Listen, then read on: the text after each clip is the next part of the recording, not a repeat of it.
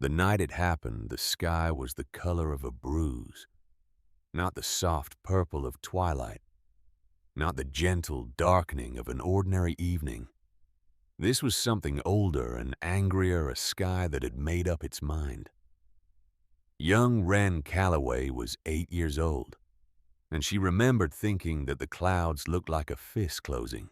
Her father, Garrett Calloway, stood on the porch of their Kansas cabin and studied that sky the way a man studies something he has already decided not to fear.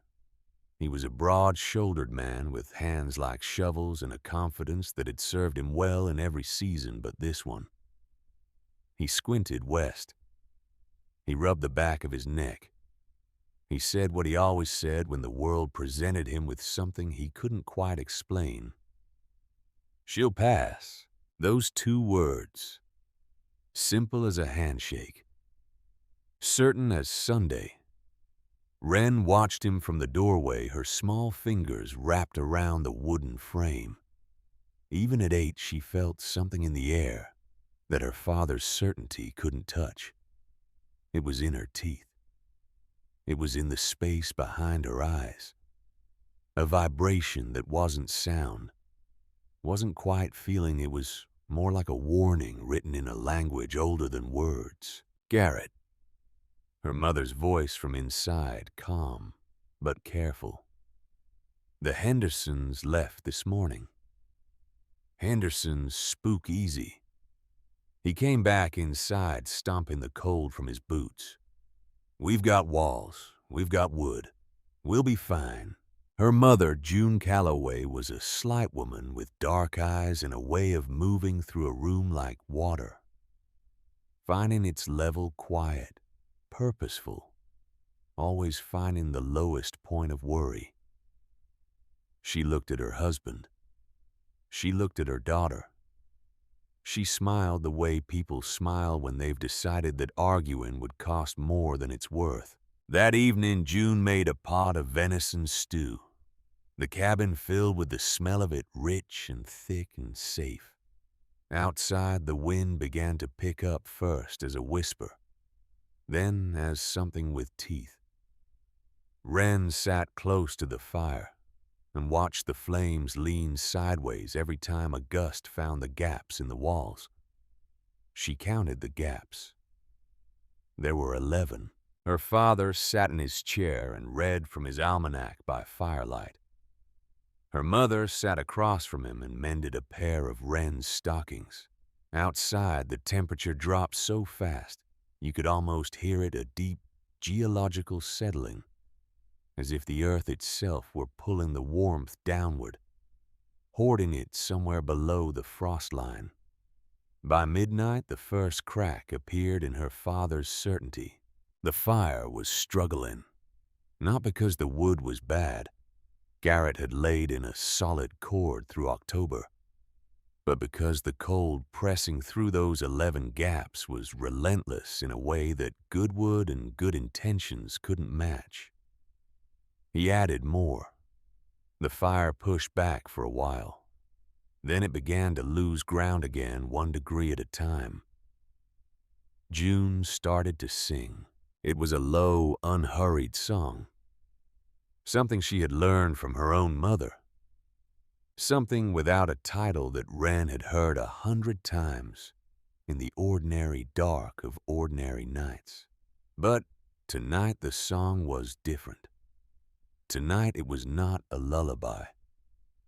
It was a conversation, June talking to the dark, telling it she wasn't afraid, asking it to be patient. Wren understood this even at 8. She understood it the way children understand things, before language teaches them to be less perceptive. Her mother was singing to cover the sound of the wind so that Wren wouldn't be afraid. And the fact that her mother needed to do this, that was the thing that frightened her most. She fell asleep eventually, the way children do, even in terrible circumstances, because the body is kinder than the mind.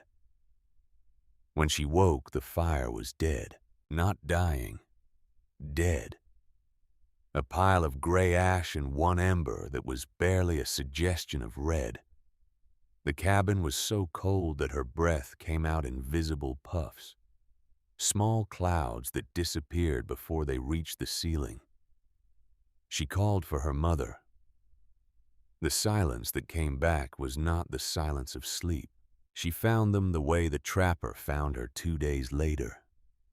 Together, her parents, her father's arm around her mother's shoulders in a gesture so familiar, so ordinary, that it looked for a moment like they were simply resting.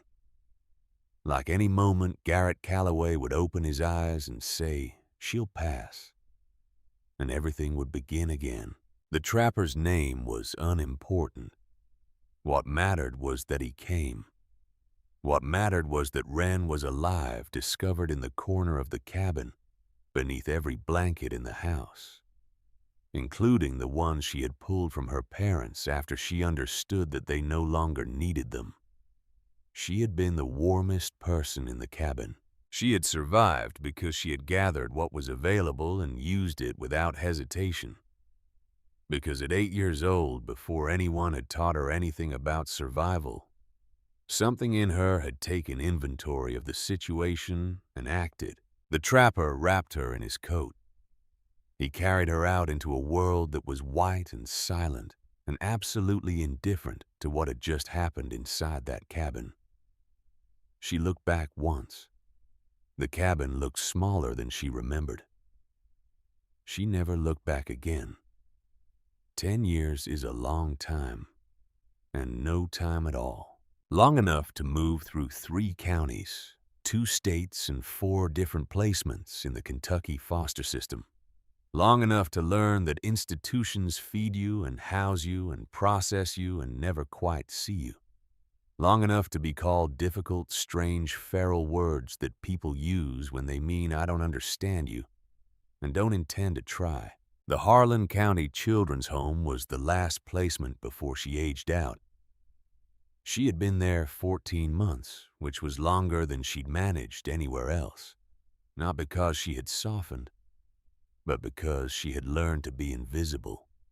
She did her chores. She ate her meals. She answered direct questions with direct answers and never offered anything more. The woman who ran it, a gaunt administrator named Mrs. Percival, had a gift for identifying the children. She considered lost causes and simply warehousing them until the state's obligation expired. Wren was warehoused efficiently. She was given a bed, a blanket, a weekly chore assignment, and approximately zero investment in her future, which suited Wren perfectly because she had her own plans. She had spent those 14 months preparing. Every Saturday work detail in town was an opportunity to study the hardware at Caldwell's store.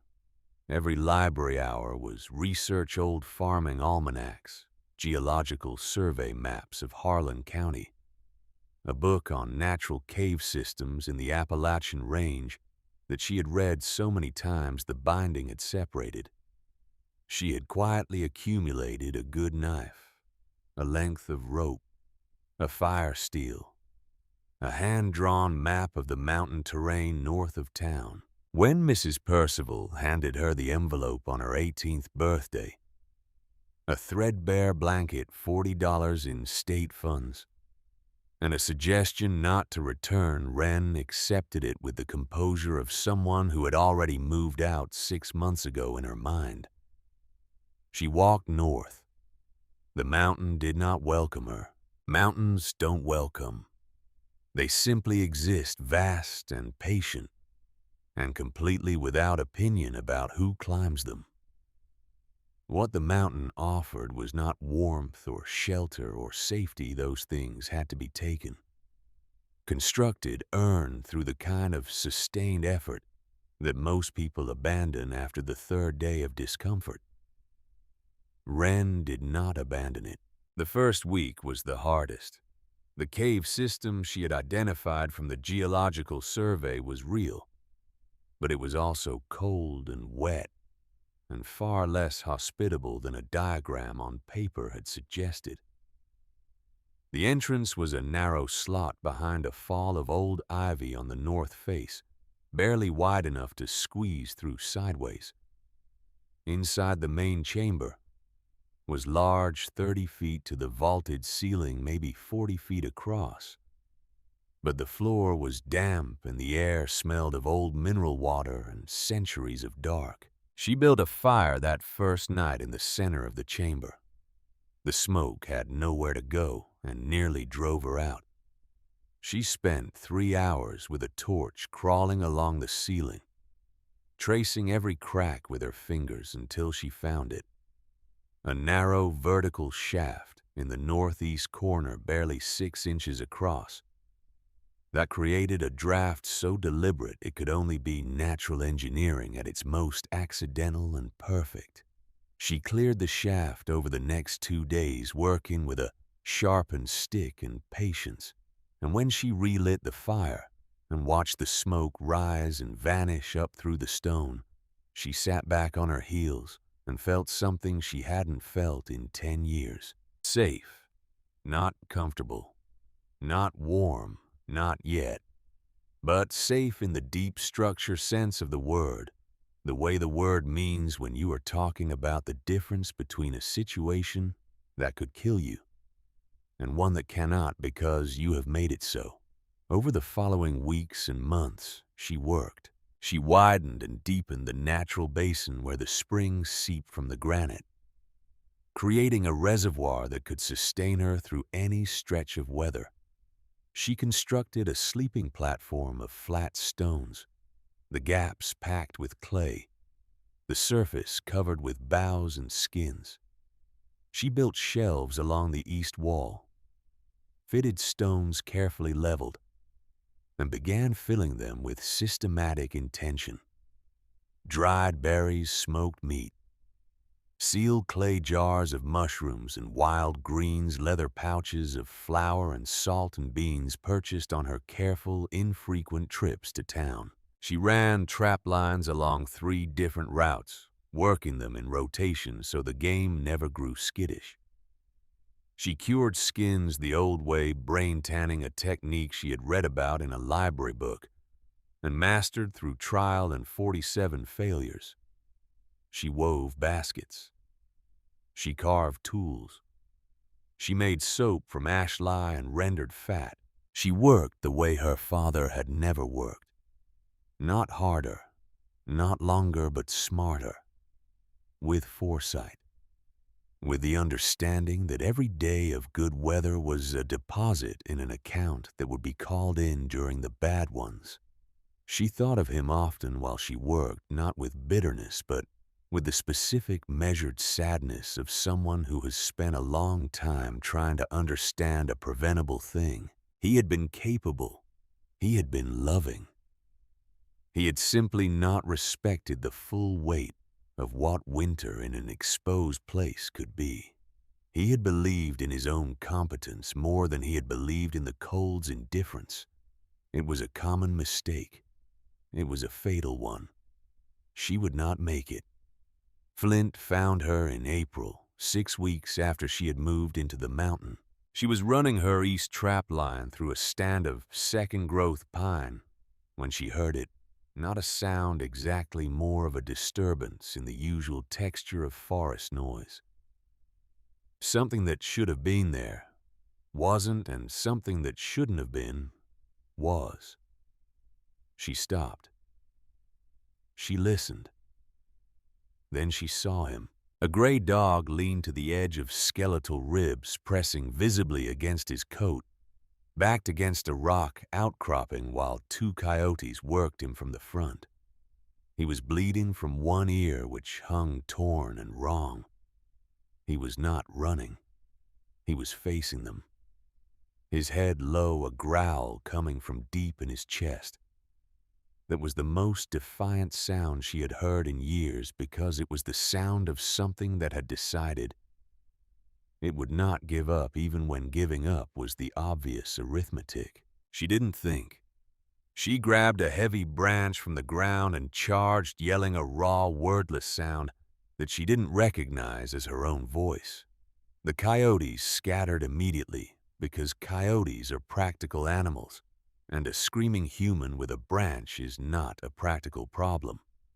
She was left standing in the clearing, breathing hard, the branch in her hands facing the dog. He looked at her with eyes the color of winter twilight, pale gray gold, ancient and wary.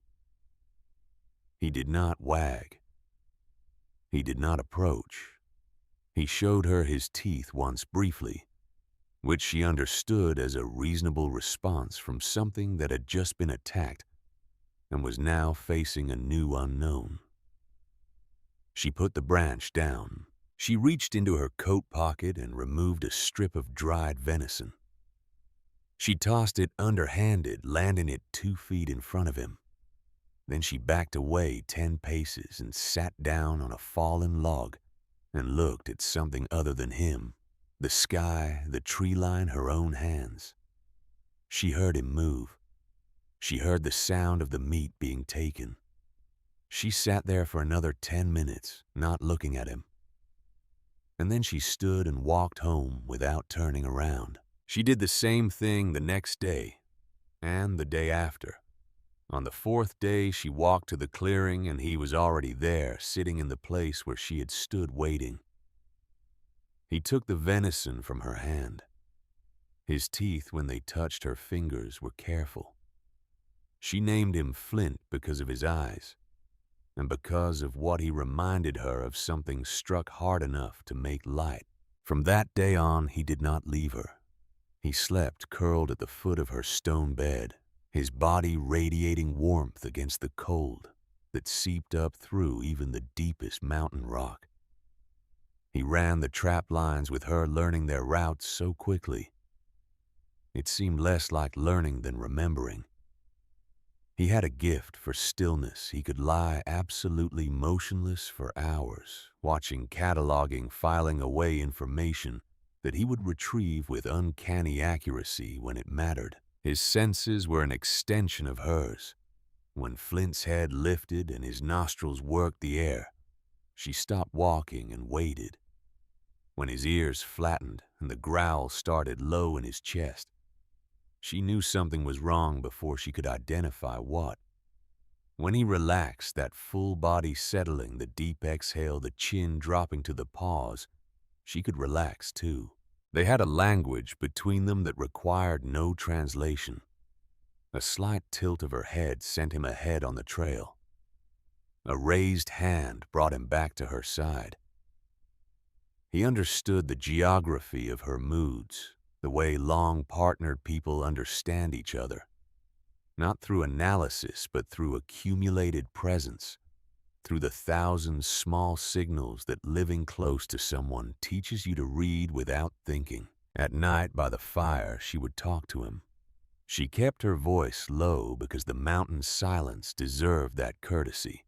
She told him about the cabin in Kansas, about her parents, about the 11 gaps in the walls. She told him about the foster placements, and about Mrs. Percival, and about the library book on cave systems that had felt, when she first found it, like someone had left a map specifically for her. She told him her fears, which were not many, and her small and specific hopes, which were precise and practical, rather than large and abstract. He listened with his amber eyes fixed on her face. He did not offer opinions. He did not interrupt.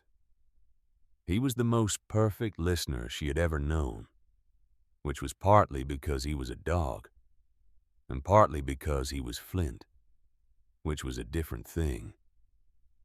She was not lonely exactly, but she was alone, and there is a difference that matters. The town of Caldwell Hollow sat in the valley below the mountain like something the mountain had set down and forgotten. It was a small town, maybe 300 people, a general store, a blacksmith shop, a church, a diner, a post office that doubled as the town's only beauty parlor on alternate Thursdays. It had the particular character of Appalachian settlements that have been in the same place long enough to develop strong opinions about themselves, a pride that was earned and a suspicion of outsiders that was also earned for different reasons. Wren came down the mountain every 3 weeks. She brought pelts, rabbit, fox, the occasional mink bundled and tied with careful cord, the quality of the curing evident in the suppleness of the leather, and the absence of any smell but clean animal and wood smoke. She traded them at the general store for flour, salt, dried beans, and whatever hardware she had calculated she needed in the interval since her last visit. The general store belonged to Earl Dutton. Earl was 58 years old, with a face that carried the particular architecture of a man who had spent most of his life being right about things in a town where being right was the primary social currency. He was not cruel in the way that some men are cruel. He didn't enjoy causing pain for its own sake. He was cruel in the more common way, the way that looks like humor from certain angles. He was a man who protected his own sense of the world's proper order by making quick and public work of anything that challenged it. A girl in buckskin trading furs living on the mountain with a scarred dog. This challenged it considerably. More pelts from the mountain girl, he would announce when Wren pushed through the door, his voice carrying easily through the store to whatever customers were browsing. He would lift her furs with 2 fingers, theatrical disdain in every gesture. Ought to be charging you extra for the smell. He would weigh them with a theatrical sigh. Call out a number that was consistently below market and watch to see if she'd object. She never did. She would look at him with those steady gray eyes that weren't angry, weren't wounded, weren't anything he could get easy purchase on, and she would nod. Once take her goods and leave. He wanted a reaction. She gave him a transaction. This infuriated him in ways he couldn't have easily articulated. "She'll be begging at somebody's door come hard winter," he told the men who gathered around the store's wood stove on cold afternoons. "Mountain's no place for a girl to be playing frontier. Nature's got a way of humbling the proud." The men nodded. They always nodded. It cost nothing and bought goodwill. Della Holt, the blacksmith's wife, was the exception. She was a compact woman of 42 with quick, practical hands and a habit of saying true things at inconvenient moments that had made her unpopular with people who preferred convenient ones. When she was in the store and Wren came in, she would catch the girl's eye and nod.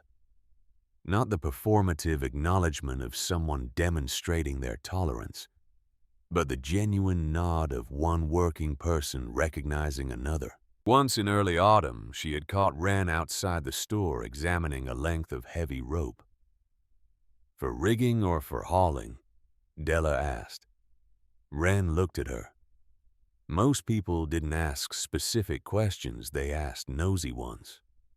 "Hauling," Wren said. "Stone." Della looked at her for a moment with that particular expression that means, "I am filing this information away carefully." "Take 2 lengths if you're moving anything over 50 pounds, she said.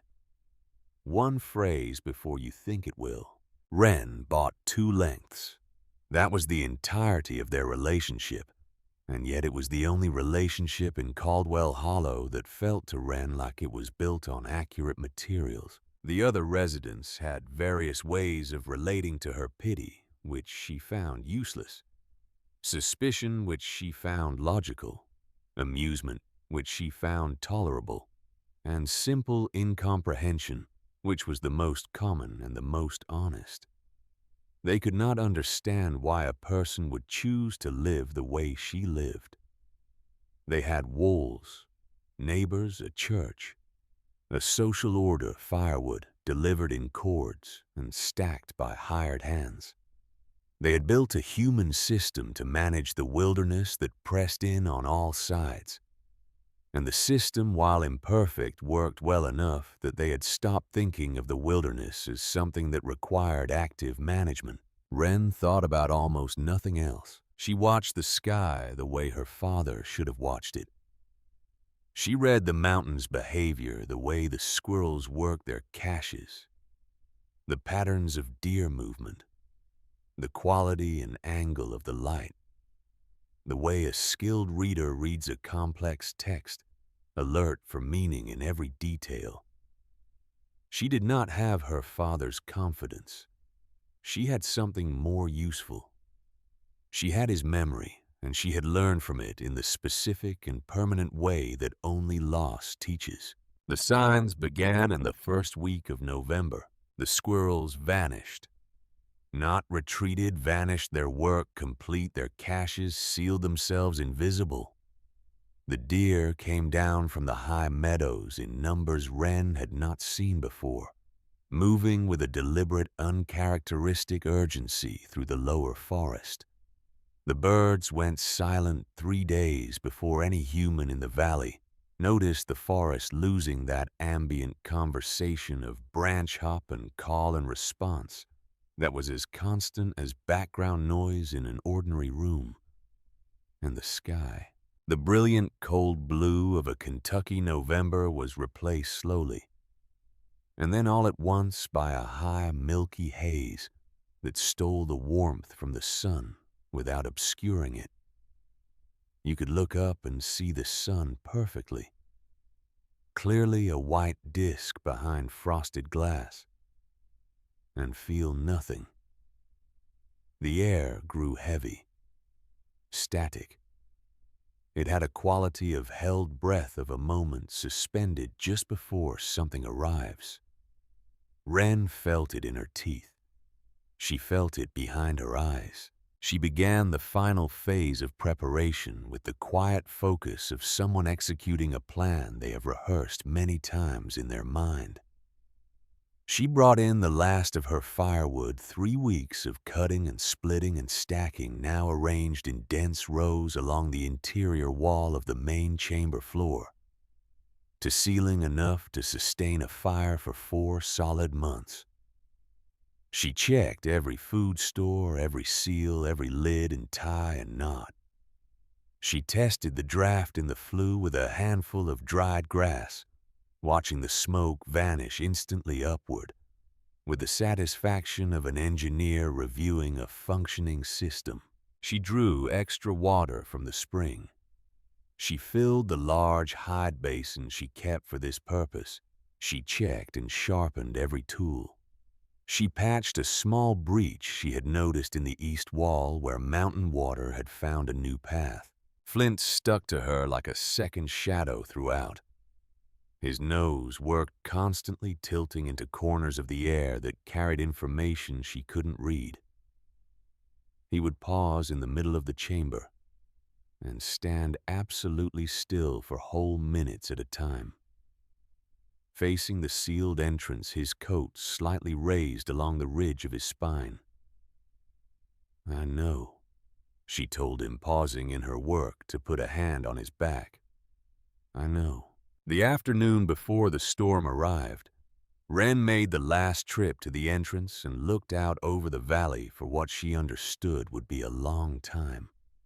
Caldwell Hollow was visible below, its smoke rising in thin, straight columns into the unnaturally still air.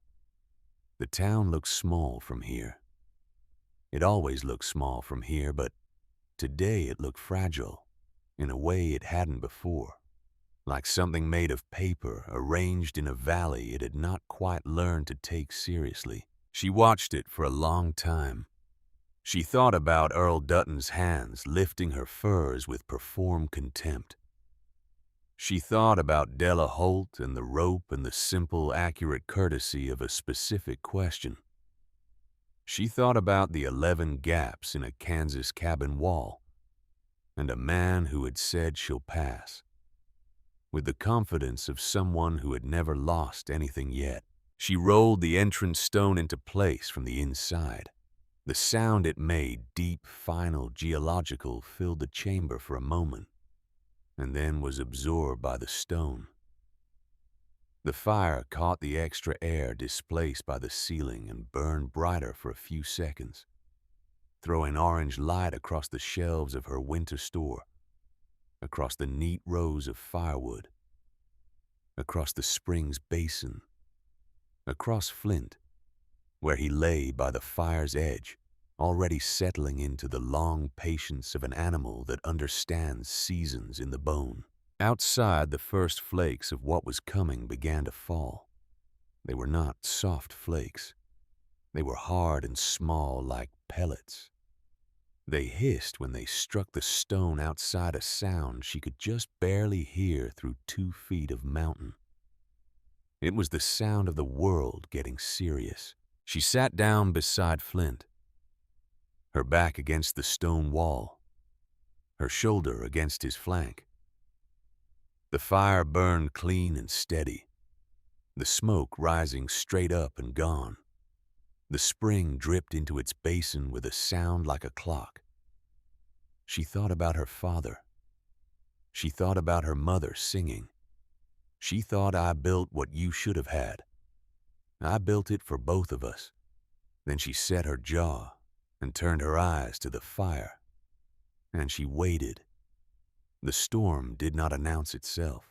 It arrived the way the worst things arrive, not with fanfare, not with warning enough to matter, but with a quiet and total commitment that made everything before it seem like preparation for this single, overwhelming fact.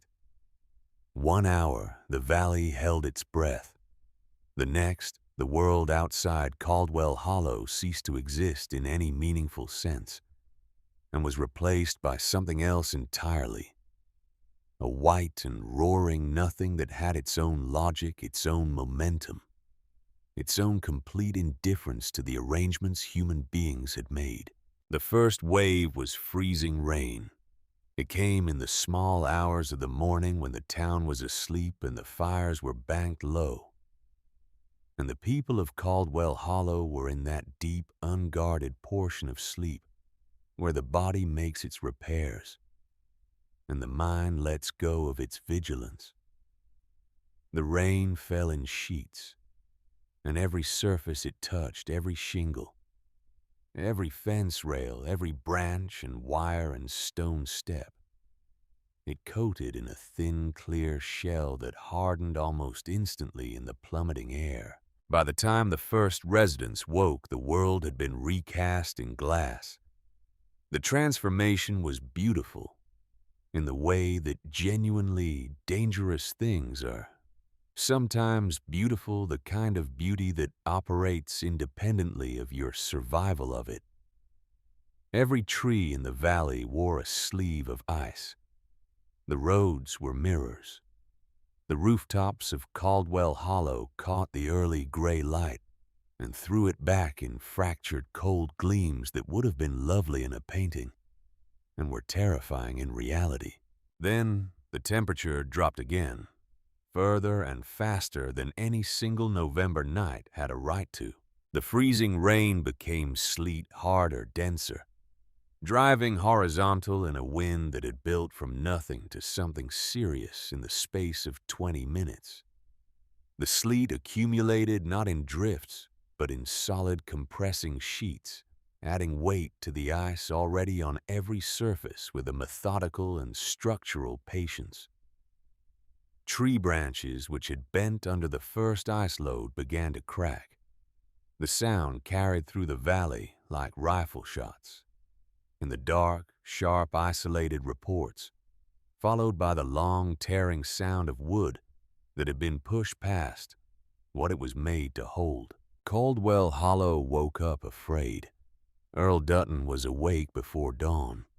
Not because he was a man of particular foresight, he was not, but because the sound of his store's large front window flexing in the wind had worked its way into his sleep and made it impossible to sustain. He lay in the living quarters behind the store for a few minutes, Listening, and what he heard in those few minutes was enough to bring him fully and unpleasantly to consciousness. The wind was not like other winds he had heard in 38 years of living in this valley. Other winds had character. They came from a direction, they pushed against things and moved on. They had a beginning and a middle and an implied end. This wind had none of those qualities. It was omnidirectional and constant, and it carried inside it a cold that was not a temperature so much as an intention. A cold that seemed to have decided on a specific outcome and was working toward it with everything it had. He built his stove up from the banked coals and stood close to it in his undershirt, his arms crossed, listening to the building around him settle and protest. The general store was the largest commercial structure in Caldwell Hollow, which meant it was also one of the largest spaces to heat high-ceiling big front room walls that had been built for a milder era's understanding of insulation. The stove, which was adequate for a cold November afternoon of customers coming and going, was not adequate for this. He could feel the inadequacy within 20 minutes.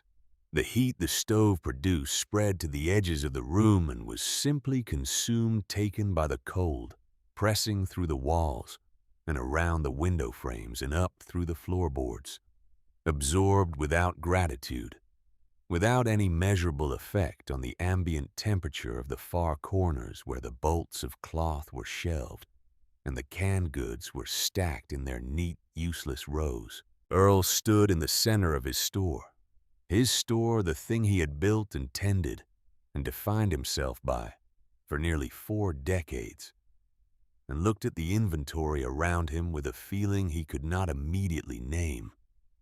Canned tomatoes, bolts of canvas, coils of rope, axe handles, lamp oil in sealed tins, flour in 50-pound sacks. He had everything. He had more than anyone else in this valley, measured in goods and in the social weight that goods confer. None of it was making him warm.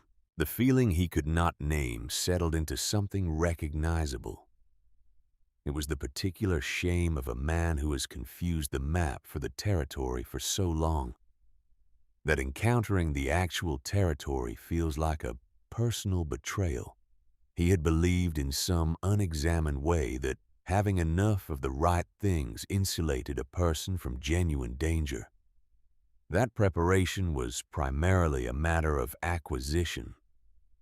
Get enough stock, own enough, rather than a matter of understanding what the world was actually capable of and building accordingly. He thought of the girl. He didn't want to. He pushed the thought away and concentrated on the stove, on adding wood, on the practical problem of heat. But she came back not as a whole picture, but as a detail. The way she tested the weight of a bag of dried beans by lifting it once and setting it back down with a nod. The way she never bought anything. He could see a reason for her not to need the precision and economy of her purchases that he had mocked as poverty, and was only now beginning to understand as something else entirely. Outside, the wind found a new register, higher, more sustained, and the building groaned around him in a way that old buildings groan, the sound of decades-old joints being asked to do more than they were designed for.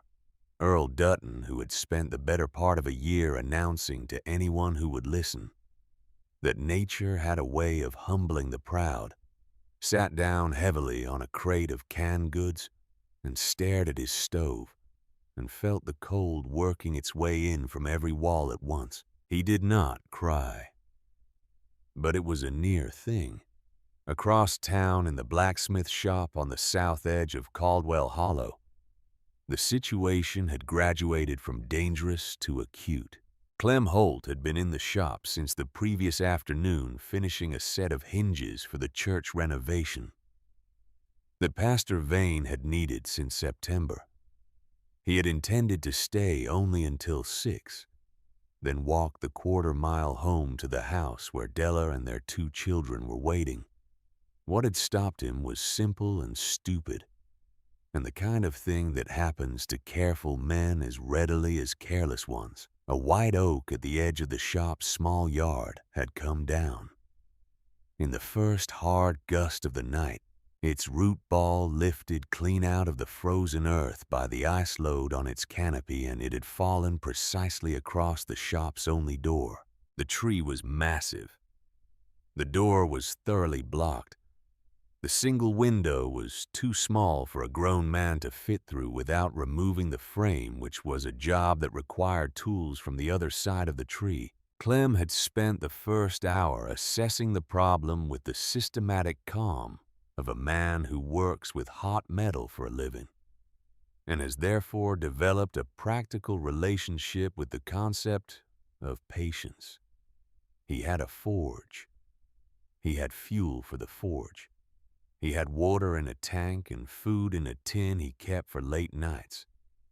He was not going to freeze, and he was not going to starve. He was simply not going to be with his family, which was a different and worse problem entirely. He fed the forge and kept it burning and sat close to it in the orange light, listening to the storm work on the walls of the building he had constructed himself 15 years ago. He had built its solid stone foundation, heavy timber frame board, and batten siding that had weathered every ordinary winter this valley had produced. Under the storm's current attention, the building held, but it held the way a strong man holds something very heavy with effort, with strain, with the clear understanding that this cannot go on indefinitely. He thought about Della. He thought about their daughter, who was 7, and liked to sleep with the light on. He thought about their son, who was 4, and still woke in the night, sometimes needing to be carried back to sleep. He thought about the wood pile on the side of the house. A good pile, a full pile, but built for a normal winter's consumption, not for a siege. He pressed his hands to the forge and waited. In the house on Millbrook Lane, Della Holt was burning furniture. Not all of it, and not without method. She had already made the calculations the way her mind worked. Through difficult situations, by immediately identifying what was essential and what was expendable. The 2 chairs in the back bedroom were expendable. The decorative shelf her mother had given them was expendable. The small table in the hallway that served no purpose she could articulate was expendable. The children were on the floor of the main room, wrapped in every blanket in the house, close to the fireplace. Her daughter was reading to her son from a book about horses, her voice steady and careful, in a way that told Della she was managing her own fear by giving it something purposeful to do. They were good children. They understood without being told that this was a time for steadiness. The woodpile on the side of the house was down to roughly a third of what it had been 24 hours ago. Della did the arithmetic. She did it twice because the first answer was not acceptable, and she wanted to verify it. The second answer confirmed the first. At their current rate of consumption, necessary consumption, the fire had to be kept high, or the room would drop to dangerous temperatures within hours. They had maybe 30 hours of wood left, possibly less if the temperature outside continued to fall. The storm showed no indication of ending in 30 hours. The storm showed no indication of considering anyone's arithmetic. She went to the window and pressed her face to the cold glass and looked out at a world that was no longer navigable by any ordinary means. The drifts were above the fence line. The road had disappeared entirely beneath a surface of compacted snow and ice that reflected the dim light in flat, cold sheets. The trees that were still standing were bent under their loads like old men carrying too much. Several were not still standing. There was no sign of Clem. There had been no sign of Clem since yesterday afternoon. Della was not a woman given to panic. Panic required the luxury of collapsing into one's fear. And she had 2 children, and a diminishing woodpile, and no such luxury. She was a woman who, when faced with a wall, looked for the door, and if there was no door, started looking for the weakest point in the wall. She thought about Wren Calloway. She thought about the rope. 2 lengths, the girl had said without being asked, because one phrase before you think it will. She thought about the precision of that advice, the way it came not from theory, but from the specific knowledge of someone who had actually done the thing and learned what it cost to do it wrong. She thought about the girl's eyes when she looked at Earl Dutton's theater. Not angry, not wounded, just steady. The steadiness of someone who is not interested in the performance because they are too busy understanding the reality. She thought that girl is not dead. That girl is the least dead person on this mountain. She went back to her children.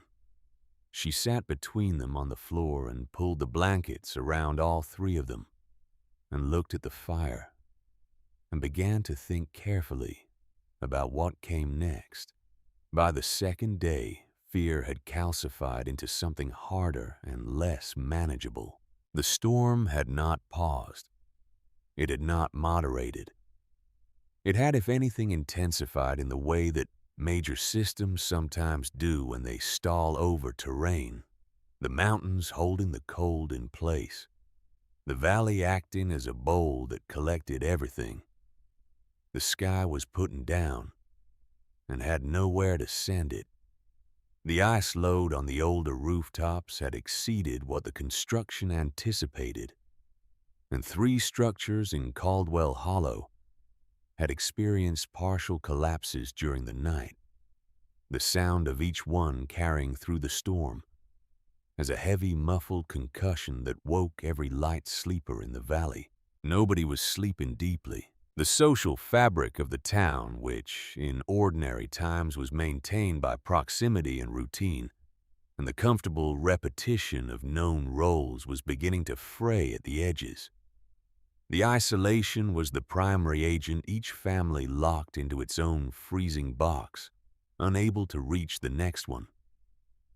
The ordinary exchanges of community, a cup of borrowed flour, a shouted conversation across a fence, the reassurance of a neighbor's light in a window, reduced to nothing by the white static that had replaced the world. Fear does something specific to people when it goes on long enough without resolution. It doesn't stay fear. It changes composition.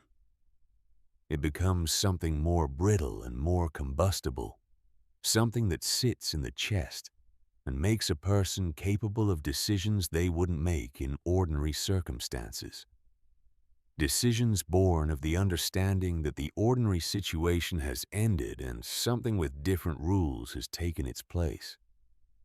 It was Della Holt who named the new rule first. She had burned the last of the expendable furniture by midday of the second day and had begun calculating how long they could sustain themselves on the wooden frame of the back bedroom's extra bed, which she estimated at another 6, maybe 8 hours, when her son began to shiver in a way that was different from the ordinary shivering of a cold child. A sustained, deep tremor that started in his core and moved outward. His lips held a color that she recognized immediately and did not like. She looked at her daughter. Her daughter looked back at her with 7-year-old eyes that were frightened but trusting, which was worse than if they had been just frightened. Della made a decision. She dressed both children in every layer they owned. She wrapped them in the blankets. She banked the fire as high as she dared with the wood that remained. She told her daughter to keep her brother close to the fire and not to open the door for anything and to count to 1,000 if she got scared, because Counting takes time, and time passes. Then she put on her own coat and her husband's coat over that, and she began the work of getting out. The door had 2 inches of ice on its exterior face. She attacked it with a fireplace poker, methodically starting at the bottom and working up, breaking the seal in sections. It took 40 minutes. When the door finally opened, the cold hit her like a physical object, a flat structural force that pushed against her chest and made the air in her lungs feel suddenly insufficient. She stepped out into the storm. The snow was to her waist in the yard, compacted into a density that made movement exhausting. Each step required lifting the entire leg free of the compression and placing it forward into resistance. She fought her way to the road, which was distinguished from the surrounding landscape only by its flatness. She stood in the middle of it in the howling white nothing and tried to see something. She could see approximately 15 feet in any direction. She turned toward the center of town and started moving. The gathering happened in Earl Dutton's store because it was the largest space, because Earl had finally managed to get his front door open by the same brute method Della had used on hers, and because 3 other men had made the same calculation she had and fought their way to the same central point by the late afternoon of the second day. There were 6 of them total in the end. Della Earl, 2 men named Garrett Webb and Silas Pruitt, who farmed adjacent land north of town, and Pastor Aldous Vane, who had walked from the church through chest-high drifts with the unhurried determination of a man who had decided before he left that he was going to arrive. They stood around Earl's wood stove, burning better now with a larger fuel supply, and looked at each other with the particular expression of people who have run out of the comfortable options and are now considering the uncomfortable ones. "The Pruitt roof," said Silas, meaning his own, "is going to come down by tomorrow morning if the load doesn't shift. I've got my wife and my mother-in-law in there." "The Henderson place already came down," said Garrett Webb. "East side. They got out to the barn." "The barn won't hold either," said Silas. A silence in which everyone did their own mathematics. "We need to move people somewhere solid," Della said. "Somewhere that isn't going to come down." "There isn't anywhere in this town that I'd guarantee right now," Earl said. And then, because it was true and he was a man who had recently developed a sharp and uncomfortable relationship with true things, "Most of these buildings weren't built for this. I don't think any of us built for this." Another silence, different in quality from the first. It was Pastor Aldous Vane who said what they were all beginning to think in the particular way of a man who has been alive long enough to know that the hardest sentences are usually the most necessary. "The girl on the mountain," he said. He said it quietly, without drama, the way he would have read a text not to provoke, but to place something true in the center of the room where everyone could see it. Earl Dutton looked at him. "She's likely." "She is not," said Della. And her voice had in it the absolute quality of a woman who has been sitting with a certainty for a long time and is done waiting for the right moment to say it out loud. "She is not dead. She prepared for exactly this. I don't know how I know that, but I know it." "You think she's got room up there?" said Garrett Webb. Not a challenge, a genuine question, a man trying to do math on an unknown quantity. "I think she has more room than we have options," Della said. The silence this time was working silence, the quiet of people who are no longer deciding whether but how. Then 2 voices almost simultaneously, Garrett Webb and Silas Pruitt, both saying some version of the same thing. They weren't going. Not because they had a better plan, they didn't, but because the idea of climbing a mountain in a blizzard to ask for help from a girl they had laughed at required a rearrangement of self-image that they were not in this moment capable of. One cited the physical impossibility. The other cited his wife's condition, which was a reason with more dignity. Neither reason held up under examination, but neither man was in the business of examining their reasons tonight. Pastor Vane looked at them for a moment with an expression that was not judgment. He had long since given up judgment as a tool and simply said, "Then you'll keep the fire here and be ready when we come back." He picked up his coat. Della looked at Earl. Earl Dutton was 62 years old and had not done anything genuinely hard in a long time, by which she meant not hard in the body, but hard in the specific way that requires walking towards something you're afraid of. His face was doing something complicated, shame and fear, and the beginning of something that might become a different kind of man if given the chance to finish forming. He picked up his coat. "I know the general direction," he said, which was honest and insufficient and all he had. "I know the trailhead," said Della. "I've watched her go up."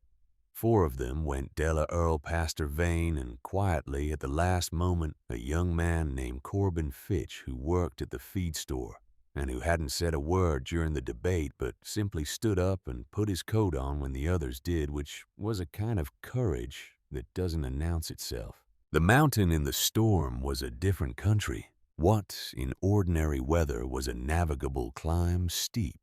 Yes, demanding, yes, but with a discernible trail and landmarks that oriented you, had become something featureless and without mercy. The trail was gone. Not covered erased the distinction between path and non-path, obliterated by the uniformity of snow and ice that treated every surface identically. The trees that should have served as landmarks were reduced to shapes, and the shapes in the blowing snow became uncertain and then identical. The cold was a different quality of cold than what they had experienced in the valley. The valley cold was domestic in comparison, the cold of an unheated room, the cold of insufficient firewood. This was exposure cold, the kind that operates on a different time scale than your expectations, that takes the warmth out of your core before you have registered losing it from your extremities. Earl fell within the first 10 minutes. Not dramatically, he simply found a buried root with his right foot and went down sideways into a drift that was deeper than it looked. And what was alarming was not the falling, but the effort required to get back up the way his arms couldn't find purchase. In the snow surface, the way Corbin Fitch had to reach down and physically haul him upright. "Keep moving," Della said, not unkindly, the way you say a true thing. Pastor Vane moved slowly. He moved with a deliberate, unhurried placement of each foot that looked, in the context of their urgency, almost meditative. He said nothing. He breathed audibly and regularly and kept his eyes on the ground immediately in front of him. He did not fall. There was something in his movement that suggested he had made a private arrangement with the mountain, or with whatever he believed the mountain answered to, and the arrangement was holding. They moved for 40 minutes with no indication that they were going anywhere in particular. The mountain above them was invisible in the storm. The valley below them was invisible. They were in a white and roaring middle distance with no reference points, moving on Della's memory of a trailhead she had seen a girl ascend from a distance in good weather once. Earl stopped. "I don't know where we are," he said. Not a complaint, just a statement of the situation. The kind of honesty that comes when a man has been reduced to what he actually knows. "Neither do I," said Della. A pause in which the wind filled the silence with its single sustained note. Then we should, Earl began. And then they heard it, a single bark, sharp and commanding, that cut through the wind's roar. The way a whistle cuts through a crowded room, not louder than the surroundings, but differently pitched, aimed intentional. A sound that had a direction. They all turned toward it at the same time. He came out of the white, a gray shape materializing from the storm, with the specific certainty of something that knows exactly where it is going and has no interest in your confusion about where you are. One ear intact and one ear torn, folded wrong against his skull. Eyes the color of winter twilight. He stood in the snow 10 feet from them and looked at the group with the assessing patience of an animal that has already made its decision and is waiting for the humans to catch up. He barked once more. Then he turned and looked up the mountain. "That's her dog," Della said. "I know whose dog it is," said Earl. Flint moved. Not fast, measured, deliberate, pausing every 20 yards to look back and verify they were following. He found paths through the drifts that were not obvious from above, but revealed themselves as you moved through them. Narrow channels of relative shallowness where the rock beneath the snow provided a surface that held.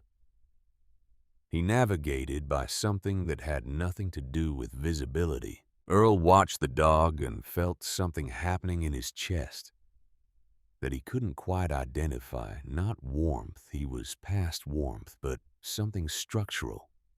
The beginning of understanding in the place where contempt had been. She had not sent the dog.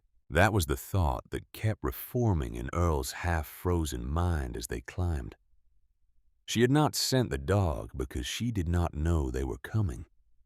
The dog had come on its own, drawn by some perception of human presence in the storm that no human instrument could have detected, and was now leading them with the authority of an animal acting on specific knowledge rather than general instinct. He was wrong about this, though. He would not know it until later. Wren had seen them from the narrow, knife-like gap in the rock above her entrance, 30 minutes after they had begun to climb.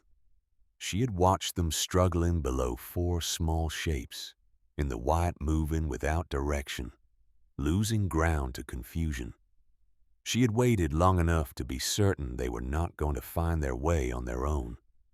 Then she had opened the entrance stone 4 inches and looked at Flint, who was already standing, already pointed toward them. She had lifted her chin. Just once.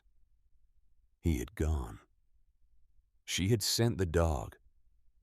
She had sent him because she was not a person who waited to be found when she could do the finding.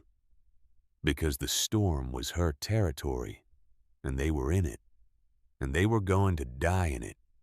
If she did nothing, and doing nothing was the one thing she had promised herself at 8 years old.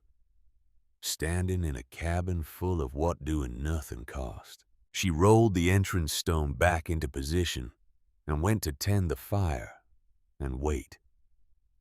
They almost missed the entrance entirely.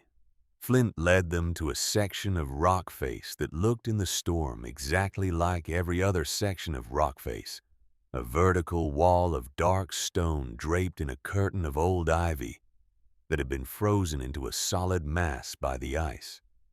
There was nothing to indicate a door. There was nothing to indicate anything but rock. Flint sat down in front of it and looked at them. Earl raised his hand to knock on solid mountain. Caught himself. Felt the absurdity and then the desperation. Cancel the absurdity out. He was about to speak when the stone moved. Not the rock face, a single large stone at the base of the ivy curtain rolling inward on some balance point, revealing a dark opening that was immediately distinguished from the darkness of the storm by the fact that it contained unmistakably the warm amber light of a fire. And then the warmth reached them. It came out of the opening like something alive, a wave of air that carried in it the smell of wood smoke and dried herbs and something cooking, something savory and rich. And it hit their frozen faces with a physical impact that was almost painful, the way warmth always is when it meets cold that has been sustained long enough. She was standing in the entrance, Wren Calloway, 18 years old, in a fur-lined coat she had made herself, holding a torch that threw orange light across a face that was calm, not the calm of someone who doesn't feel things, but the calm of someone who has decided what to do with what they feel. She looked at them the way she looked at everything steadily without performance, taking in the information in front of her.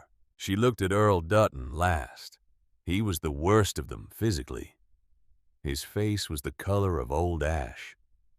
His breathing ragged, his body doing the involuntary trembling that means the core is in negotiation with itself about whether to continue. She looked at him for exactly as long as it took to assess the situation. No longer. "You need shelter," she said. 2 words. Simple as a hand extended. Certain as anything she had ever been certain of. She stepped aside and held the torch high. Earl Dutton, who had spent the better part of a year being certain about what Wren Calloway was, and was not, looked at the opening she was offering him, and felt something break apart in his chest. Not painfully, but with the specific finality of something that has been under pressure for a long time and has finally found the direction it needed to go. He stepped forward. He ducked his head. He crossed the threshold. The warmth enclosed him like a decision. Behind him, one by one, the others followed, Delapaster, Vane, Corbin, Fitch, each of them stepping out of the storm and into the firelit chamber with the particular silence of people who have arrived somewhere that exceeds what they were able to imagine from the outside. The entrance stone rolled back into place. The sound of the storm disappeared in the silence that replaced it. A silence so complete after the hours of wind that it had its own texture, its own warmth. They stood and looked at what Wren Calloway had built. The shelves of provisions, the stacked firewood, the spring's steady drip into its basin, the neat, functional geometry of a space organized entirely around the practical problem of survival, solved with a thoroughness and intelligence that no one in that room looking at it now could find anything to say about. Flint walked to the fire and lay down beside it. He set his chin on his paws. He looked at the newcomers with the proprietary calm of an animal in its own home, which was what this was. Wren handed Earl a tin cup of broth. Hot, thick, savory, the kind of broth made slowly from bones over a long time. He wrapped both hands around it and felt the heat move from his palms up through his wrists and into his arms. And he did not say anything because there was nothing to say. That the cup wasn't already saying more clearly. She showed them where to sit. Not too close to the fire, she was precise about this, placing each person at a distance that would warm them without shocking frozen tissue. She moved among them with the efficiency of someone who has thought about this situation in advance and knows the protocol which she had. She had thought about it in the same way she thought about everything that could go wrong, which was thoroughly and without sentimentality. Outside, the storm continued its work on the valley below. Inside the mountain, the fire burned. The first thing Wren did after the 4 of them had stopped shaking was feed them. Not symbolically, not as gesture. She fed them the way she did everything with the precision of someone who understood that the body's needs were not a metaphor, but a set of specific requirements that had to be met in the correct order before anything else could happen. Broth first, because the stomach needed something it could process without effort. Then bread dense dark made from her own milled grain and baked in the clay oven she had built into the east wall. Then, after 20 minutes, when the color had begun to return to their faces and the shaking had moved from uncontrolled to merely persistent, a bowl of slow-cooked venison with dried mushrooms and wild onion. She did all of this without speaking beyond what the task required. Pass this. Careful, it's hot. Drink it slow. They obeyed with the docility of people who have been reduced by cold and fear to their most fundamental selves. Grateful, quiet, present in their bodies in the way that only genuine physical extremity produces. Earl Dutton, who in ordinary circumstances could not enter a room without filling it with his own noise, sat on a stone bench with his cup held in both hands and his eyes moving slowly around the chamber, taking inventory the way he took inventory of his store, but without the proprietorial confidence, without the assumption that what he was looking at was his to assess. He was looking at it the way a student looks at something he has been told he will be tested on, and is only now understanding the scope of. Pastor Aldous Vane sat nearest the fire, with his eyes half closed, and his lips moving in something that might have been prayer or might have been simply the rehearsal of sentences he was working toward. He was 70 years old and had walked through a blizzard in the dark and had not complained once during the climb, and he was not complaining now. But the cost of the effort was visible in the set of his shoulders, in the way he held himself close to the heat, with the specific gratitude of an old body that has been pushed past what it considered reasonable. Della Holt drank her broth and looked at Wren with the expression of a woman who has been proven right about something important and takes no pleasure in it, because the stakes were too high for pleasure. Corbin Fitch, the young man from the feed store who had said nothing and done everything asked of him, finished his food, set down his bowl carefully, and fell asleep sitting upright against the stone wall within 10 minutes of completing his meal.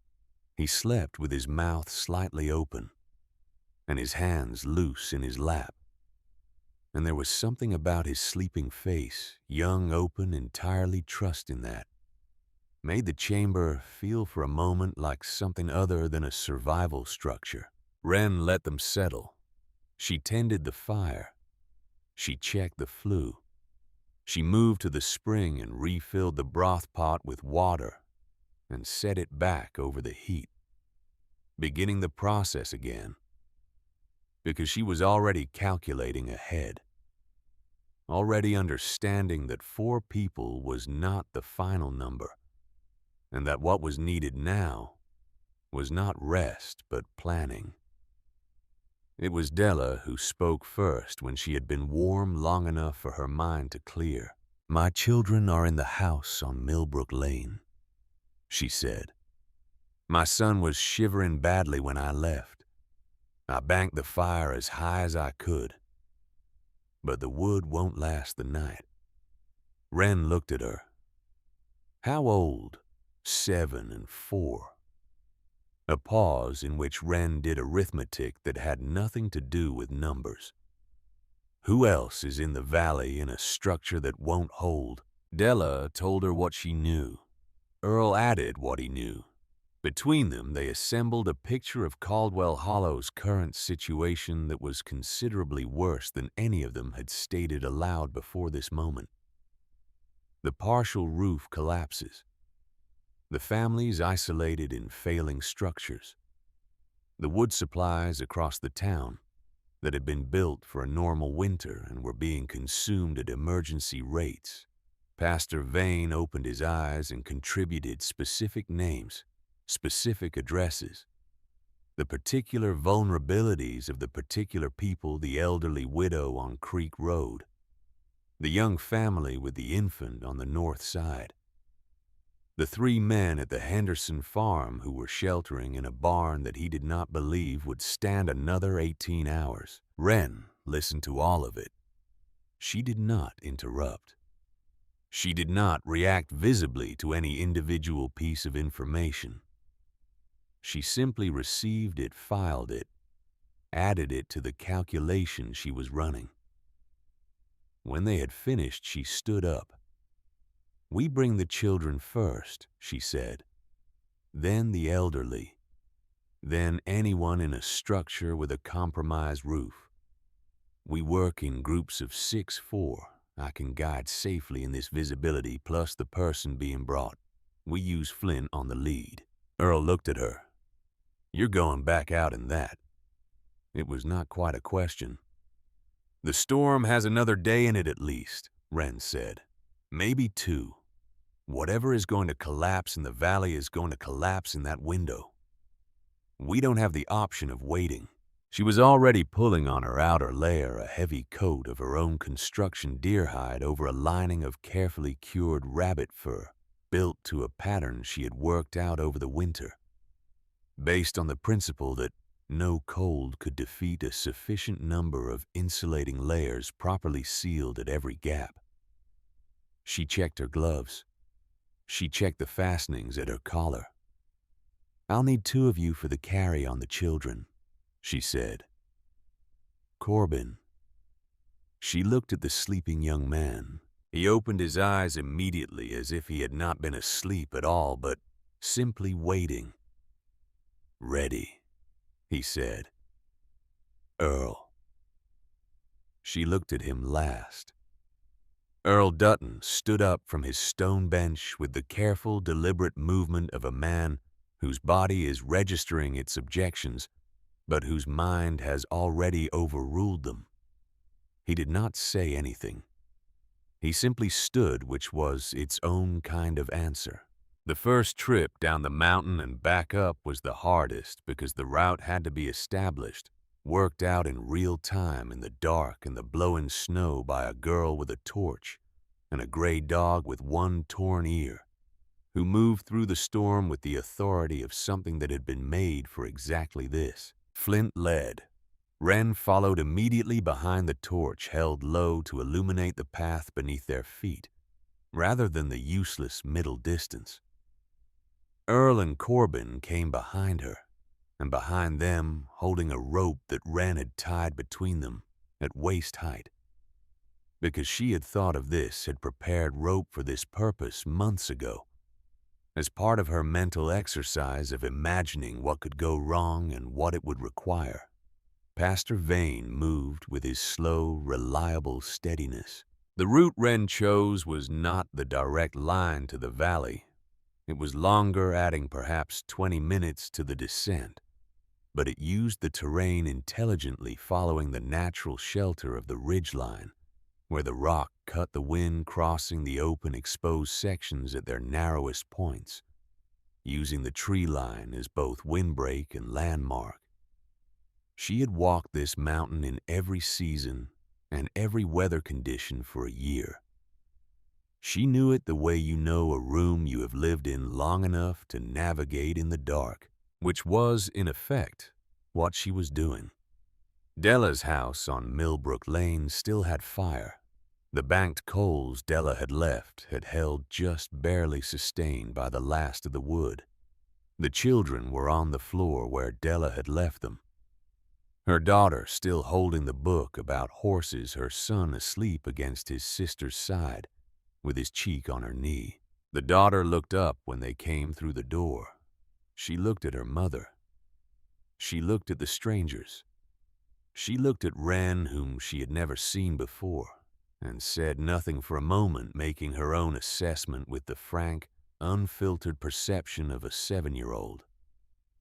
"You're the mountain girl," she said. "I am," said Wren. "Is it safe up there?" "Yes," The girl nodded, accepting this with the directness of a child who has not yet learned to want more reassurance than the truth. She woke her brother. He came awake confused and then afraid. And then when he saw his mother immediately and completely calm, the swift total reassurance of a 4-year-old finding the one person who makes the world make sense. They wrapped the children in everything available. Corbin carried the boy on his back, the child's arms around his neck, his face tucked against Corbin's collar. Earl carried the girl the same way, and to his credit, to the credit of whatever was forming in him, in the place where contempt had been, he did it without hesitation, lifting her with the practiced ease of a man who had once had children of his own long ago, and whose body remembered what that required. The ascent was slower than the descent. The weight and the care required changing the calculus. Wren set the pace steady, manageable, never so fast that the rear of the group lost contact with the rope, never so slow that the cold accumulated faster than the movement dispersed it. Flint moved back and forth along the line, checking, adjusting his presence, a constant and specific reassurance. The boy fell asleep on Corbin's back before they were halfway up. The girl counted something under her breath, her mother's instruction. Wren realized to count when she was scared because counting takes time, and time passes. She was at somewhere above 400. When they came through the entrance and the warmth closed around them, the girl stopped counting. She looked at the chamber, the fire, the shelves, the vaulted stone ceiling with wide, serious eyes. "It's a castle," she said. "It's a home," said Wren. They made 7 trips in the next 2 days. 7 trips down the mountain and back up each one, carrying the most vulnerable first and working outward from there.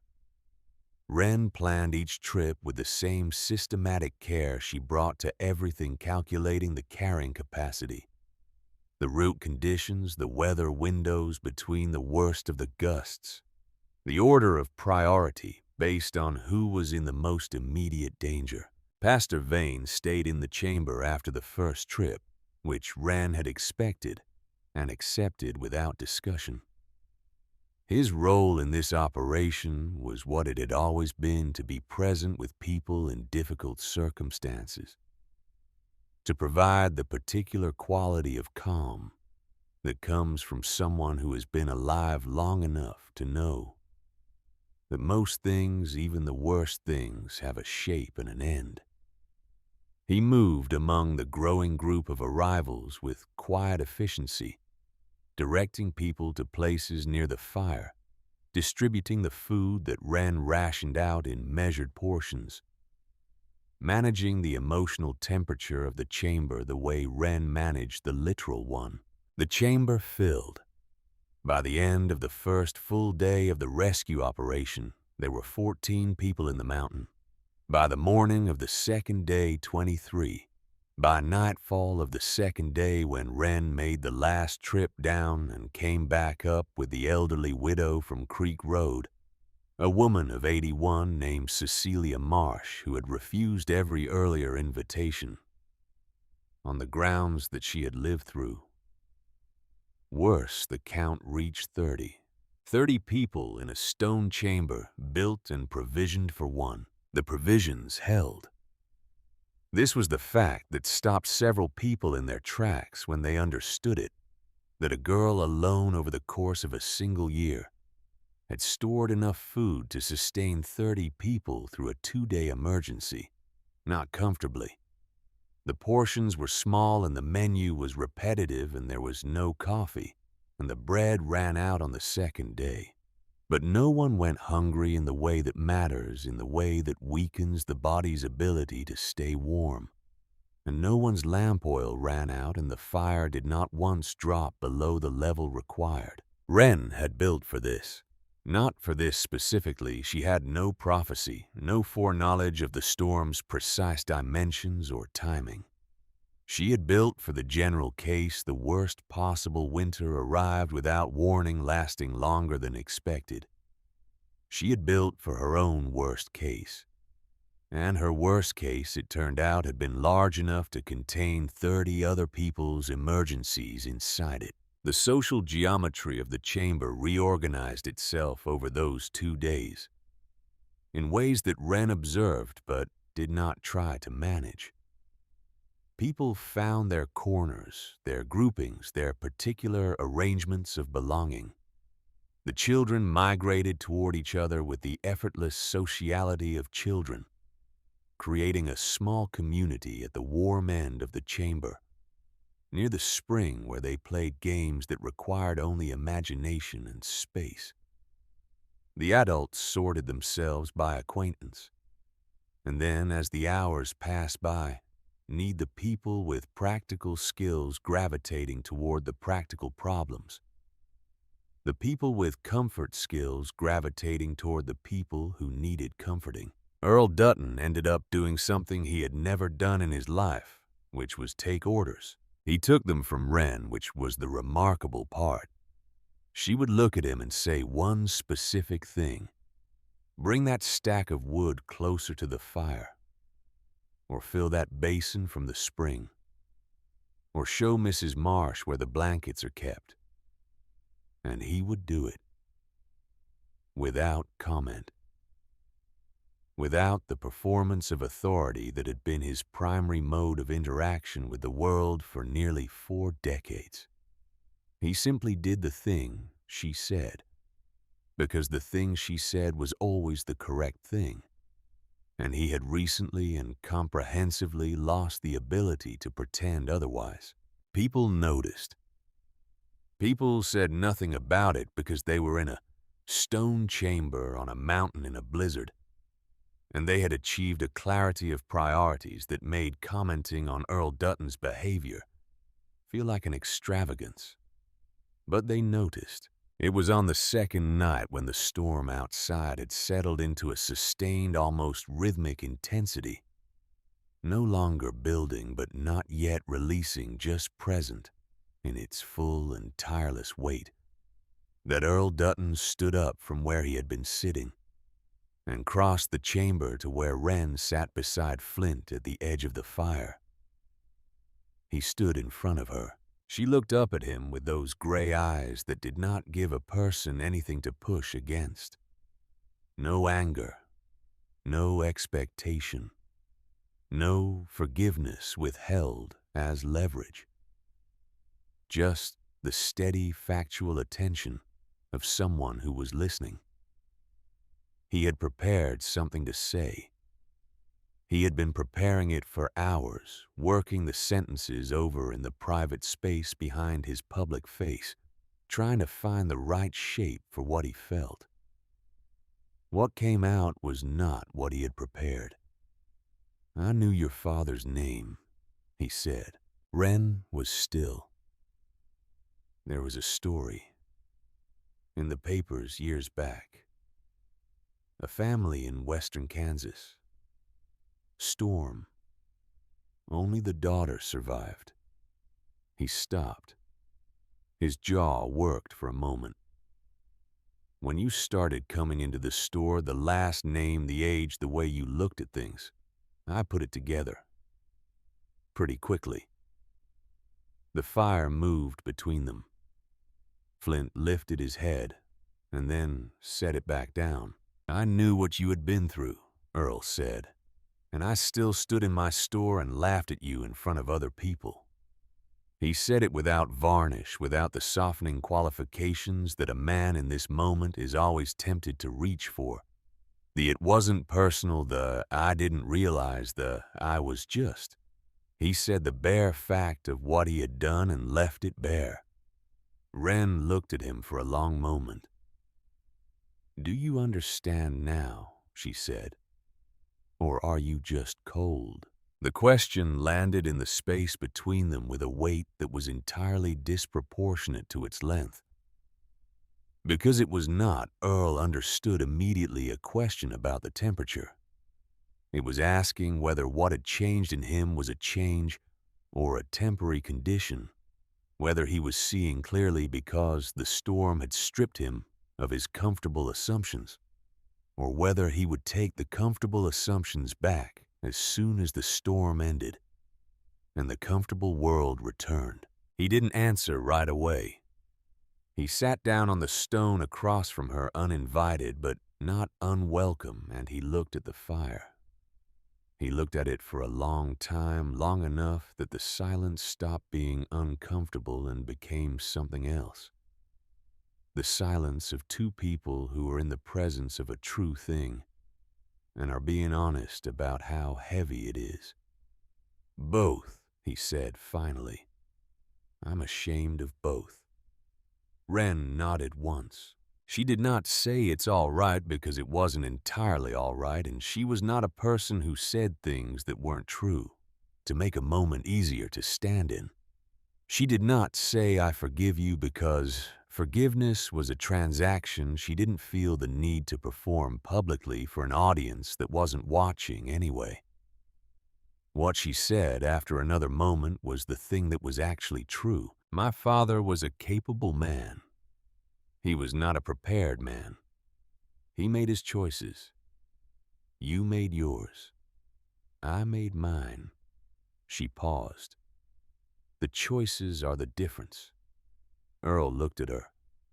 That's more than I deserve. It's not for you, Wren said. I've been carrying my father's choices for 10 years. I'm not interested in adding yours. He nodded. He understood this, the specific economy of it, the way she was not granting him absolution, but declining to be burdened by him. It was, he thought, a more honest and more useful response than anything he had prepared to receive. He got up after a while and went back to the work of being useful, which was the only currency he had left that was worth anything in this room. Later that same night, when most of the chamber had settled into the particular sleep of people who have been afraid for a long time and have finally arrived somewhere safe enough to let go, Pastor Aldous Vane came and sat beside Wren at the fire. He moved slowly, and he sat down with care, an old man's negotiation with cold stone. Flint acknowledged him with a tail that moved once and then was still. Vane held his hands out to the fire and let the heat work on his knuckles, which ached in the particular way that old joints ache in cold and damp. They sat in silence for a few minutes. It was a comfortable silence, the silence of two people who have been through something together and don't need to discuss it yet. Then Vane said without preamble, I knew your father. Not personally. I was in Meade County in the winter of '74 doing circuit ministry. I heard about the storm, about the family. Wren was quiet. I did the prayers for your parents, he said. At a distance, there wasn't a service exactly, but I prayed for them and I prayed for the child who survived. I didn't know your name then. I learned it when you came to Caldwell Hollow. He paused. I recognized the name before I recognized the face. Why didn't you say something? Wren said. Not an accusation. A genuine question. I tried, he said. The day outside the store, I tried to get close to something true. But there are things a person has to arrive at in their own time. And I wasn't sure you were ready for what I had to say. What do you have to say? He was quiet for a moment, choosing. Garrett Calloway was not a foolish man, he said. I want you to understand that clearly. He was an unprepared man, and those are not the same thing. Foolishness is a character failing. Being unprepared is a gap in knowledge. It can be closed if the opportunity presents itself. He looked at the fire. The opportunity didn't present itself to your father in time. That is a tragedy. It is not a judgment. Wren's jaw was set. He said she'll pass. 2 words. He had a daughter. He should have. Yes, Vane said, simply. He should have. And he didn't. And you have spent 10 years building the thing he should have built, which tells me something about what kind of man he was in the part of him that shaped you. She looked at him. A man who doesn't love his children, doesn't raise children who work like you work, Vane said. A man who doesn't believe in preparation, doesn't produce a daughter who prepares like this. He gestured at the chamber around them, the shelves, the fire, the sleeping people, the whole constructed fact of it. Whatever he got wrong in those final hours, he gave you something that made this possible. Both things are true. Wren looked at the fire for a long time. Flint pressed his head more firmly into her lap, responding to something in her that she wasn't showing on her face. My mother sang, she said, at the end. She sang to cover the sound of the wind so I wouldn't be afraid. I know, said Vane. I've been afraid of the wind ever since, Wren said. Not the cold, not the dark, the wind, because of what it sounds like when someone is singing over it. Vane said nothing. He understood that she was not asking for comfort, but for the specific dignity of being heard, which was a different thing, and he gave her that.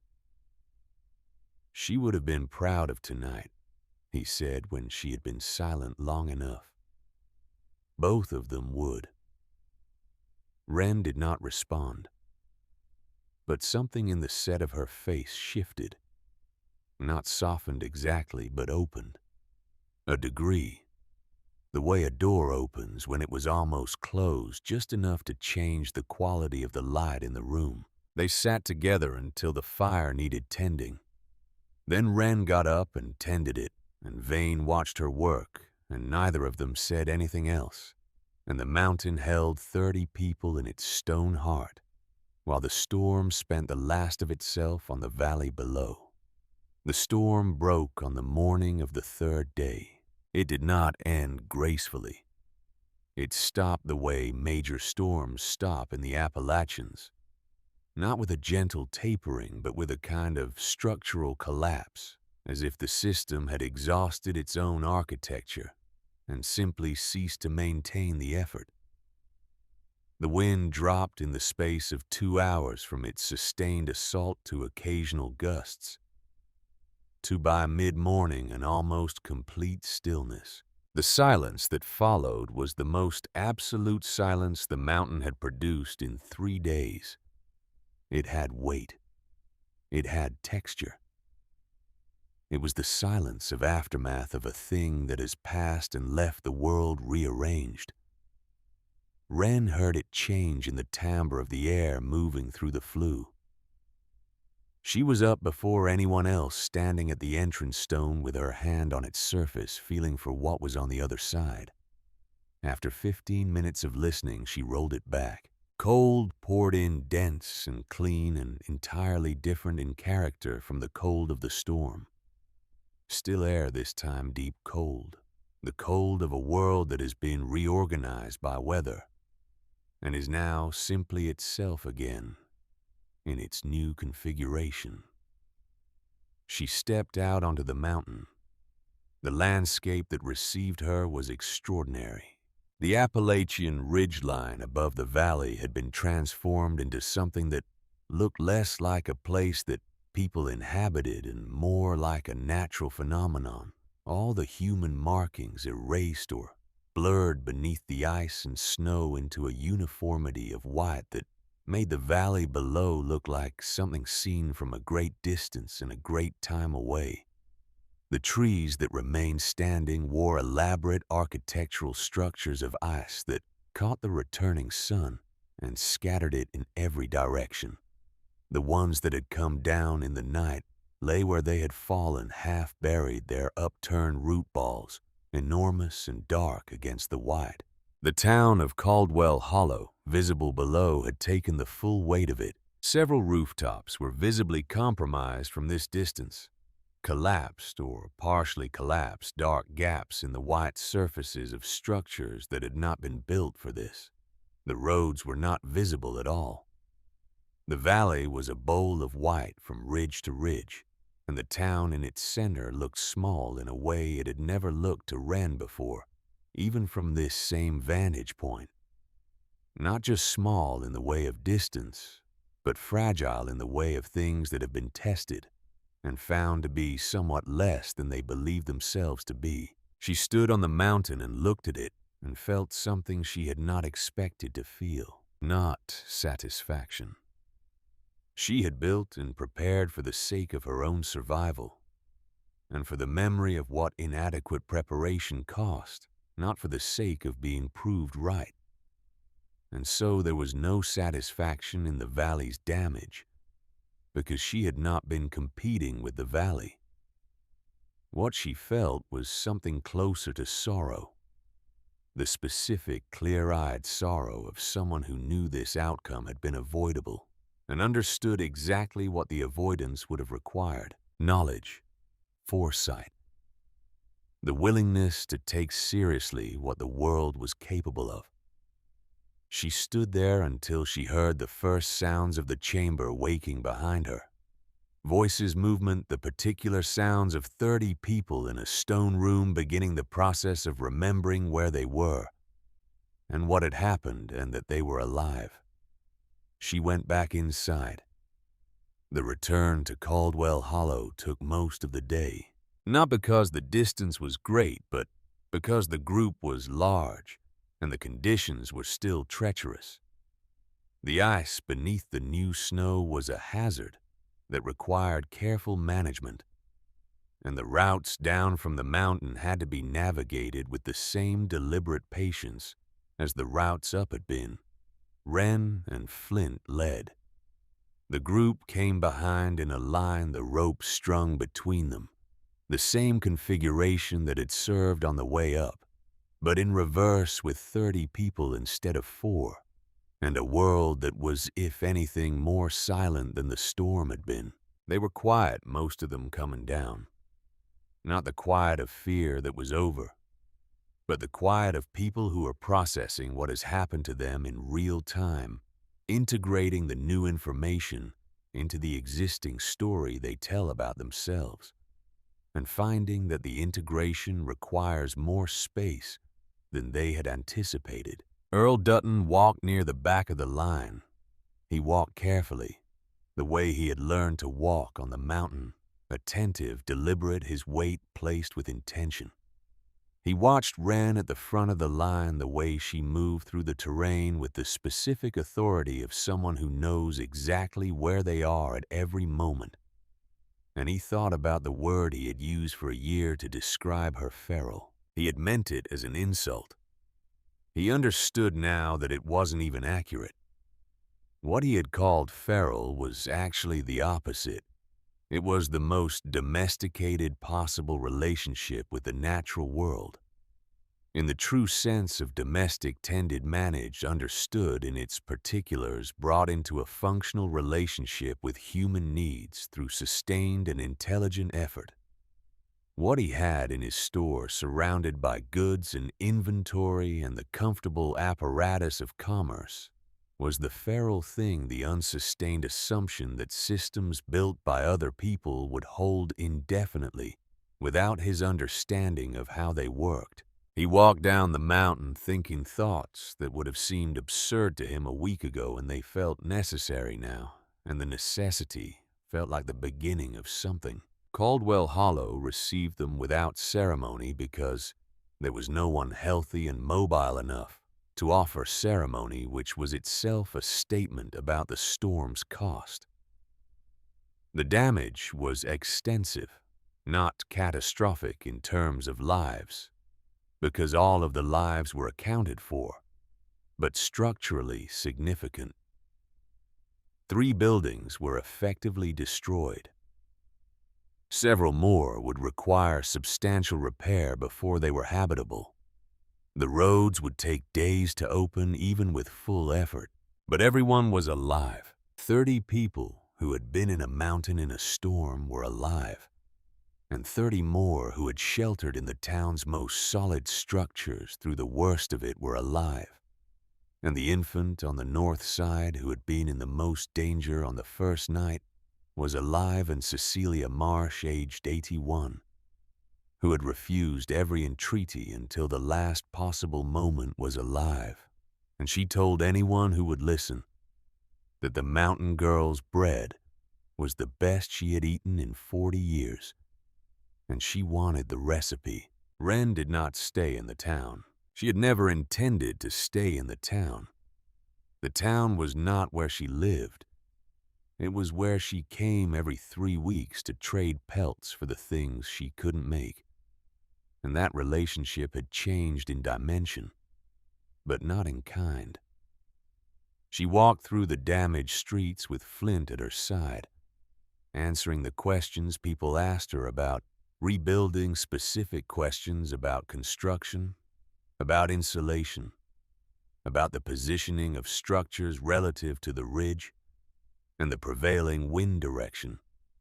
And she answered each one with the same directness and economy she brought to everything.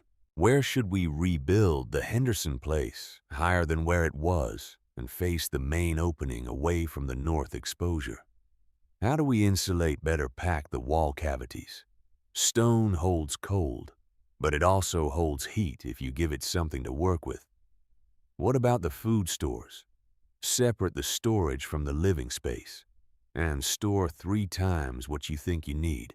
She answered them and moved through the town and came eventually to the edge of it, where the trail began that led back up the mountain. Della Holt was there. She had brought her children, the girl still holding the horse book, the boy riding on his father's shoulders, because Clem had been freed from the workshop by 2 of the Pruitt men and a saw, and was now present and carrying his son with the careful excess of a father, reunited with a child after a night of not knowing. They had come to the edge of town to say goodbye, all 4 of them, because Della was a woman who understood that some things required the physical fact of showing up. She looked at Wren for a moment. Then she held out her hand. In it was a length of good rope, new, coiled neatly. 2 lengths, Della said. 1 phrase before you think it will. Wren looked at the rope. She looked at Della. Something moved in her face that was not quite a smile, but occupied the same territory, a warmth that was visible for a moment before her expression returned to its characteristic steadiness. She took the rope. "Thank you," she said. 2 words. The only 2 she had ever said in Caldwell Hollow that had felt until this moment entirely safe to mean. The girl with the horsebook looked up at her. "Will you come back down?" she asked. "I'll come back," Wren said. "When?" 3 weeks. She looked at the child. "Maybe less." The girl considered this and nodded, satisfied. She reached out and put her hand briefly on Flint's head. He sat perfectly still and allowed it, which was a measure of something. They walked up. The mountain received her in the way it always had, without opinion, without warmth, without the performance of welcome. It simply was what it was, and she was what she was. And the relationship between them was, as it had always been, a working relationship built on accuracy and sustained by effort and asking nothing of sentiment. But something was different. She felt it as she climbed in the quality of the air, in the particular angle of the light off the ice-covered ridge above her. Not in the mountain had not changed. In herself. Something that had been arranged in a specific way for 10 years had rearranged itself, not dramatically, not with the fanfare of a revelation, but with the quiet finality of something that has found a more stable configuration. She thought about what Pastor Vane had said, about her father being not foolish but unprepared, about both things being true at the same time, the love and the failure, the capability and the gap. She had been holding those things apart for a decade, keeping them in separate compartments because looking at them together had seemed like it would require either forgiving her father entirely or condemning him entirely, and she could do neither without lying to herself. But Vane had shown her a third option, which was simply to hold both things accurately without resolving the tension between them into something cleaner than it actually was. Her father had loved her. Her father had not prepared adequately, both, at the same time. The way most true things about people are true not cleanly, not with the dramatic coherence of a lesson, but with the ordinary complexity of a human being who was doing what he understood and didn't understand what he was missing. She had spent 10 years building what he should have built. She had done it with his love in her and his failure as her teacher. Both things were in the walls of the mountain's chamber. Both things were in the flue she had cleared, and the shelves she had built, and the water she had stored. His love had made her. His failure had focused her. She could hold them both without either one swallowing the other. The entrance was ahead. The ivy curtain, frozen solid, glittered in the cold afternoon light. She pushed through it and found the edge of the entrance stone and rolled it back. The chamber was exactly as she had left it, which was not entirely true. It was exactly as it had always been physically.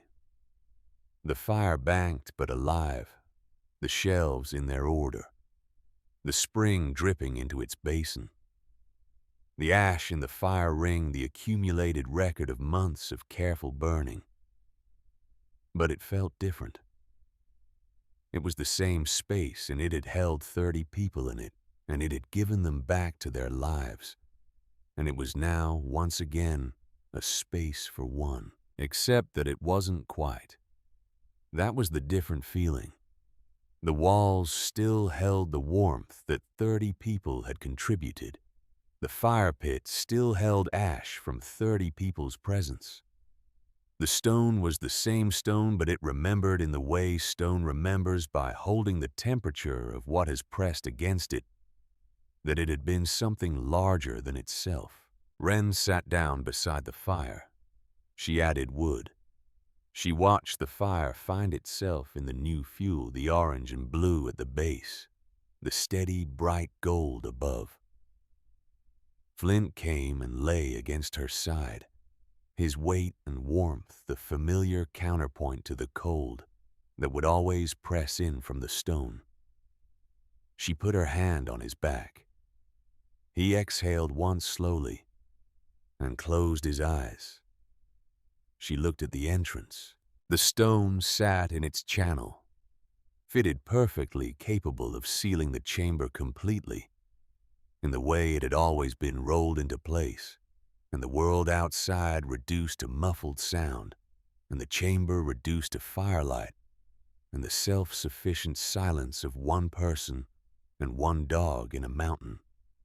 She had rolled that stone every night for a year. Tonight she left it where it was, not all the way open. The cold was real, and the night was coming, and practical considerations were still practical considerations, but not all the way closed. A hand's width, a narrow gap that let in a thread of cold air, and a thread of the last light, and the sound faint and clean of the valley below, beginning its long process of putting itself back together. Flint opened one eye. He looked at the gap. He looked at her. He set his chin back on his paws. with the air of an animal that has filed the information and found it satisfactory. Outside in the long blue light of a Kentucky evening after a storm, the smoke began to rise again from the chimneys of Caldwell Hollow. Thin columns straight and pale against the cold sky, the sign of fires rebuilt, and rooms warming and people returning to the work of being alive in a place they now understood a little more honestly than they had 3 days ago. Wren watched the smoke rise. She watched it until the light failed and the valley became a scatter of warm-lit windows in the dark. Then she turned back to the fire. She added the last log of the evening. She settled her back against the stone. The gap in the entrance let in a thread of cold air that found the fire and made it burn a degree brighter. She left it open